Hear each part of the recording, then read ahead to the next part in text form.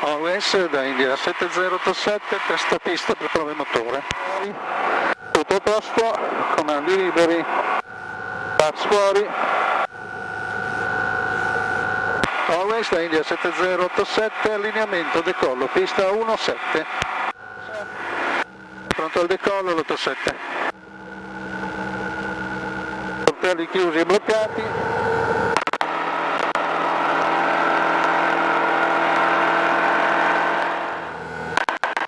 4.800 giri.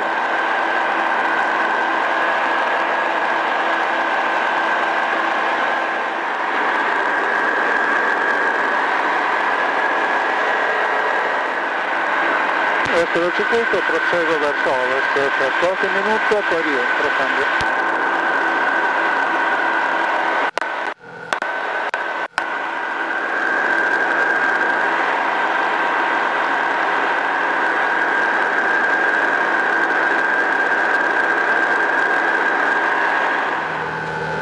Allora, temperatura a posto, pressione olio a posto, acqua a posto, olio a posto.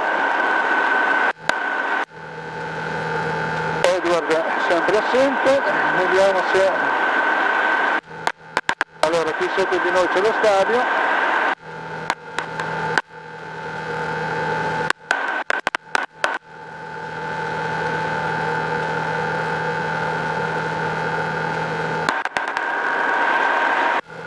Non vedo nessuno.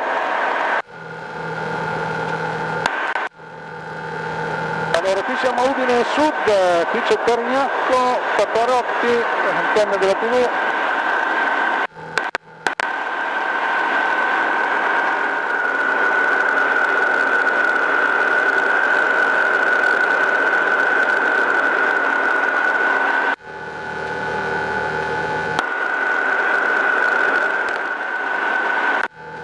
Allora, qui di noi c'è Arisano, quindi la flight city, speciale c'è di dietro.